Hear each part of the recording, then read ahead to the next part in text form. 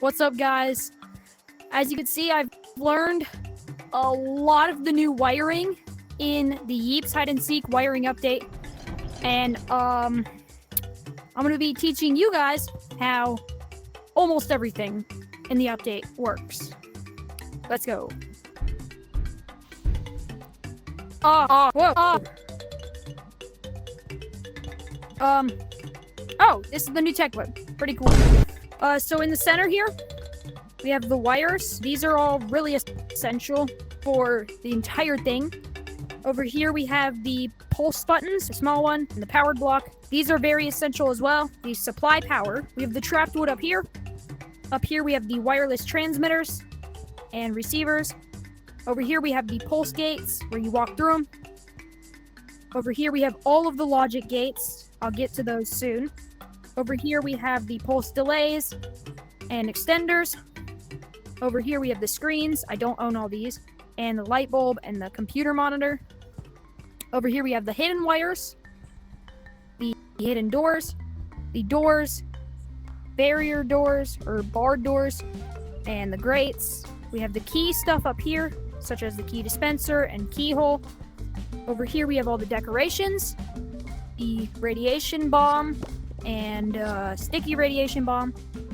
We have the powered confetti cannon, spikes, spring pad, and teleporters. So these are all the powered items here. And yeah, that's the tech web.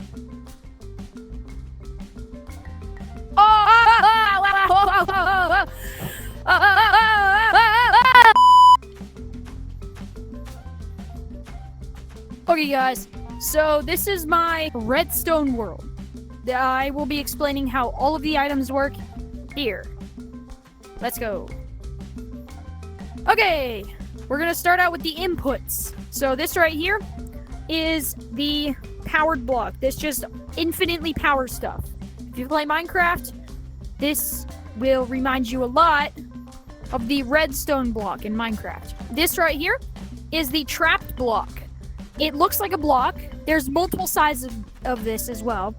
There's not just the 1x1. And you touch it, any of these surfaces, and it sends out a power signal. This is the big button. It can be pressed or activated by items. This one can be pressed, and it cannot be activated using items. Any item that I use will not work on this. So a bomb doesn't work on it. This right here is the pulse gate. It sends a signal when a player walks through it. Next, we're gonna go over the pulse extenders. These are pretty cool. So first of all, we have the normal one. This has no pulse extender. It's just a button and wire. Pretty quickly. This one is the small pulse extender. Or not extender. I don't know what it's called, but it makes the pulse longer. So as you can see, it was a little bit slower. Then this is the bigger version. As you can see, it took some time. This one is the bigger version.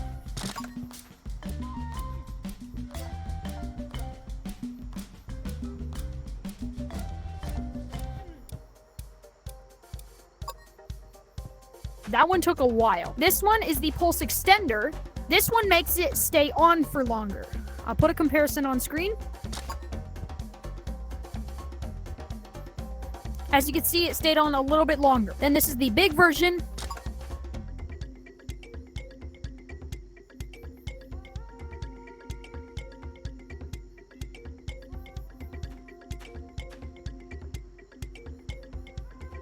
Boom. See, stays on a lot longer. Those are the pulse extenders. Next, we're gonna move on to some of these cool new items. So this right here is the powered confetti cannon. There's an input, it's just blocked by the wire, and it activates like that. You can also use the normal party button to activate this. As you can see, it activates this along with these over here. Next, we have the wireless. This is the transmitter, and this over here is the receiver. So if we activate the transmitter, it sends the signal over to the receiver. Pretty cool. Wireless. Next, we have the powered launch pad. There is a small and big version of this. You power it, and you go flying. This is the powered teleporter. If you supply power to it, it works.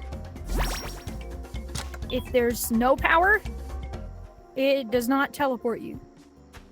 Also, all of the teleporters and launch pads now have a thing on the back, which will put out a signal when you teleport or use the launch pad. As you can see, the teleporter exit has one at the back. The teleporter entrance has one at the back. The launch pad, this is the normal one because it actually works, has one at the back. And the big launch pad also has one at the back. I will demonstrate this by using the normal teleporter. If I teleport through it, it turns on the light. It also works if I teleport through another one to this one. Just no matter what, if I use it, it will put out a signal. So that means you can make it so you launch off a launch pad and fireworks or confetti go off. Fireworks aren't in the game. I don't know why I said fireworks. The fan now has a little wire connected, so you can turn it on and off. Now, if I were to remove this, it would still work. Let me show you. So as you can see, this one has no wire connected. As you can see, here's the port right here. No wire connected. And it still works. And then this one has a wire connected, so we can turn it on and off. The computer block, you can activate it. There's a port on the, well, it's supposed to be the bottom, but I flipped it upside down. And when you power it, the screen turns on. And when you paint it, the screen changes colors. Next, we have the key stuff. So if you activate the key dispenser, a key will be dispensed. And if you put a key into the keyhole, power comes out the back and activates whatever it's connected to. As you can see, works. Next, we have all of the doors. So we have the grate door. There's also a version that is a door with a grate on it, so kind of like a jail cell. We have the wooden hidden door, which does look a little weird because there is always going to be a port here.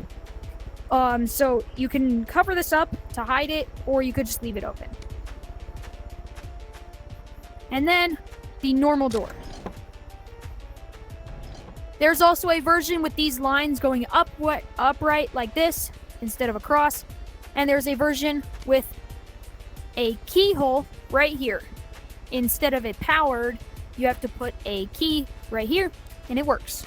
There's also hidden wires. As you can see, looks exactly like a block, but there's a wire in the middle. So as you can see, press the button, and it works. Now, if you've seen these in the previous clips, you might be wondering why I have a bunch of the race courses here. I'll show you. All of the checkpoints now have a port on the bottom, including the finish line and the start of the race. So as you can see, all of them, including that one up there.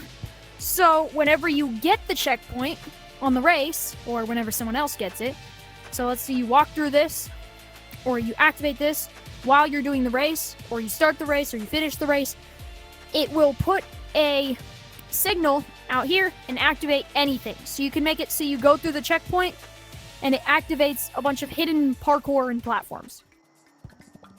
Now, for the moment you might have been waiting for, logic gates. These are really hard for people to learn, so you're probably happy that I'm explaining them.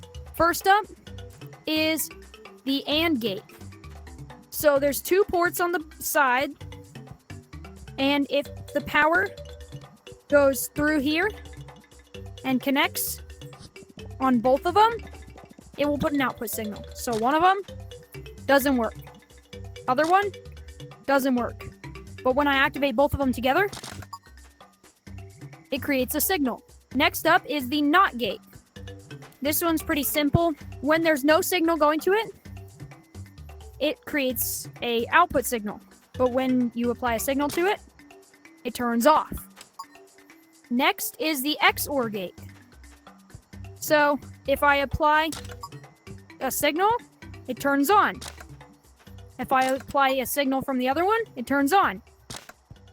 But if I apply a signal from one, and I keep it on, and I try to do both at the same time, it doesn't work. So it can only have one of these two powered at the same time. So if I turn this off, boom, powered. If I turn this on, turns off. If I turn this on, more power. Pretty simple. Next is the OR gate. You can apply power from one, and it works. Apply power from the other, and it works. So you can go from either side. This one, it doesn't matter if there's two. This one, it's just either one works, including both. So you can have both at the same time, and it works. This one is pretty simple. This one's the randomizer. This one is extremely simple. There's two outputs, one input. You supply power, and it randomizes it. So if it gets power, it chooses one of these randomly. So it went to that one. This time it went to this one. This one is the toggle gate. This one's pretty easy. You just power it, and it turns this on. And it's just a toggle. It's pretty easy. Then, if you connect another one to the side here, you'll know because there's a red outline around the input. You turn it on, and instead of pressing it again to toggle it off, you can press this button, and it completely resets it, so the signal is no longer on.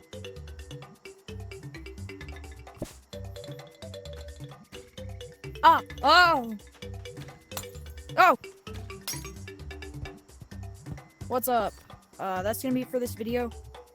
I hope you learned a lot, because if you did, that's pretty cool, because then you can make some really cool things with the wiring. A lot of cool things. Trust me, there is so many really cool things you can do with the wiring. Oh, it's radioactive! Eat it! I just ate a uranium plant. Yummy. Yeah, I'm in creative mode because I'm revamping my sandbox. Yippee! My eyes. Oh, sorry. I didn't see you.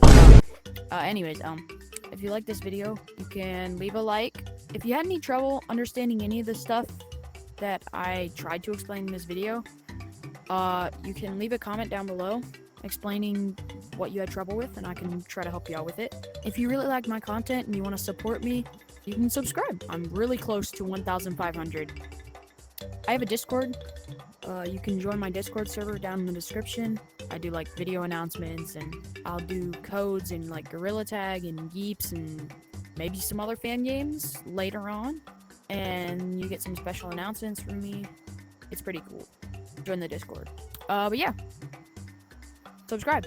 Uranium bomb.